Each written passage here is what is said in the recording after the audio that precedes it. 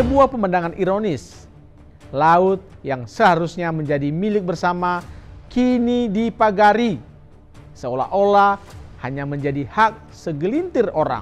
Terdapat 263 sertifikat tanah yang diterbitkan, termasuk sertifikat hak guna bangunan atau HGB dan sertifikat hak milik atau SHM yang sebenarnya melanggar peraturan pemerintah nomor 18 tahun 2021.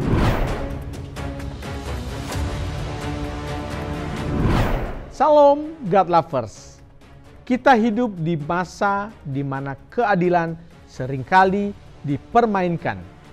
Berita tentang pemagaran laut sepanjang 30 km di perairan Tangerang adalah salah satu contohnya. Sebuah pemandangan ironis, laut yang seharusnya menjadi milik bersama kini dipagari, seolah-olah hanya menjadi hak segelintir orang. Lebih dari itu, fakta bahwa pemagaran ini didukung dengan penerbitan sertifikat tanah di atas laut membuat kita bertanya, apa yang sebenarnya sedang terjadi di negeri ini? Laut bukan hanya tempat mencari nafkah bagi nelayan kecil, melainkan juga simbol kehidupan dan kebebasan. Namun, ketika akses ini dirampas, kita menyaksikan bagaimana ketidakadilan terjadi.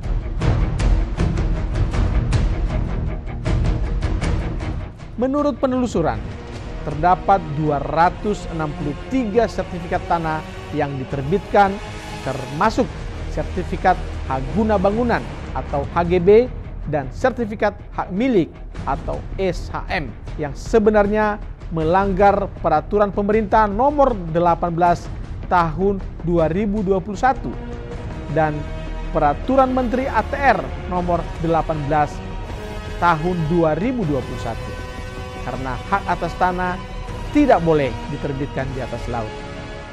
God Lovers, ini bukan hanya soal administrasi yang salah, tapi soal kebohongan, manipulasi, dan sistem yang dikuasai oleh mereka yang haus akan kekuasaan dan kekayaan.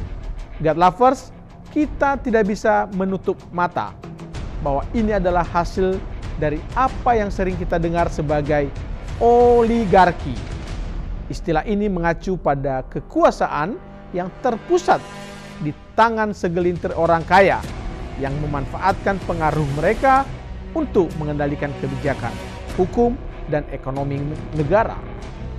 Dalam kasus pemagaran laut ini, kita melihat bagaimana kolusi antara pengusaha, pejabat pemerintah, bahkan aparat hukum memungkinkan pelanggaran hukum terjadi tanpa konsekuensi yang berarti.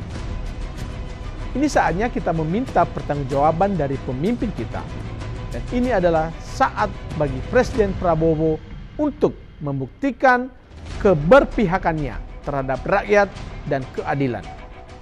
Ini bukan lagi waktu untuk sekadar mengulang janji-janji kampanye. Rakyat ingin bukti nyata, bukan omon-omon. Merobohkan pagar-pagar ini adalah awal yang baik, tetapi itu jelas tidak cukup. Hukum harus ditegakkan tanpa pandang bulu, tanpa memandang kawan, keluarga, saudara, kolega, tanpa memandang bro and sis. Korupsi, kolusi, dan nepotisme atau KKN menjadi akar dari banyak masalah di negeri ini.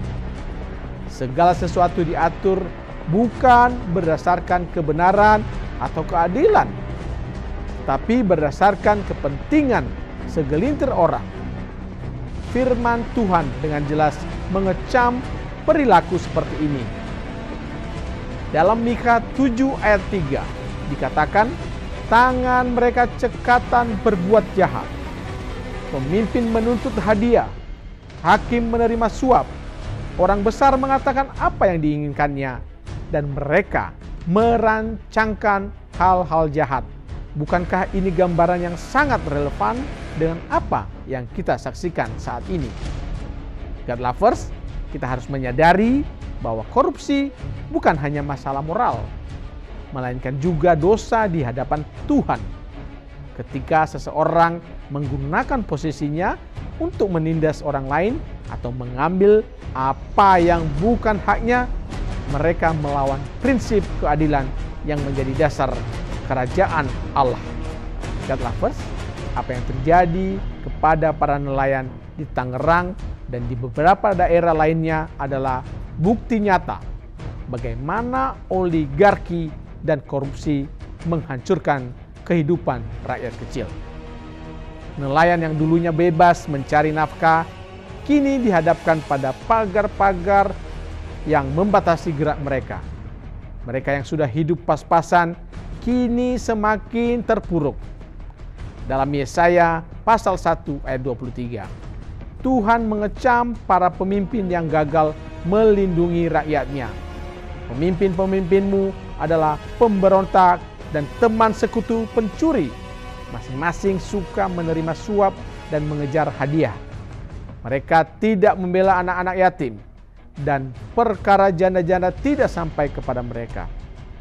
God lovers, kita tahu bahwa Tuhan membenci ketidakadilan seperti ini. Tapi apa yang seharusnya kita lakukan? Pertama, kita harus percaya bahwa masih ada pemimpin-pemimpin yang baik, yang berpihak pada rakyat dan keadilan. Tidak semua pejabat terlibat dalam oligarki atau korupsi. Kita harus mendoakan mereka agar tetap teguh dan tidak tergoda oleh uang atau kekuasaan. Dalam 1 Timotius pasal 2 ayat 1-2, kita diperintahkan untuk berdoa bagi semua pemimpin agar mereka memerintah dengan hikmat dan takut akan Tuhan. Yang kedua, kita sebagai gereja harus menjadi suara bagi mereka yang tertindas.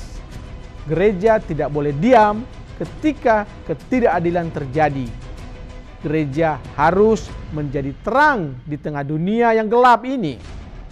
Dalam Matius 5 ayat 14, Yesus berkata, "Kamu adalah terang dunia. Kota yang terletak di atas gunung tidak mungkin tersembunyi." Ketiga, kita harus melindungi keluarga kita dari budaya ketidakadilan. Anak-anak kita harus diajarkan untuk mencintai kebenaran sejak dini. Mereka harus tahu bahwa berbohong, mencuri, atau menyalahgunakan kekuasaan adalah dosa di hadapan Tuhan.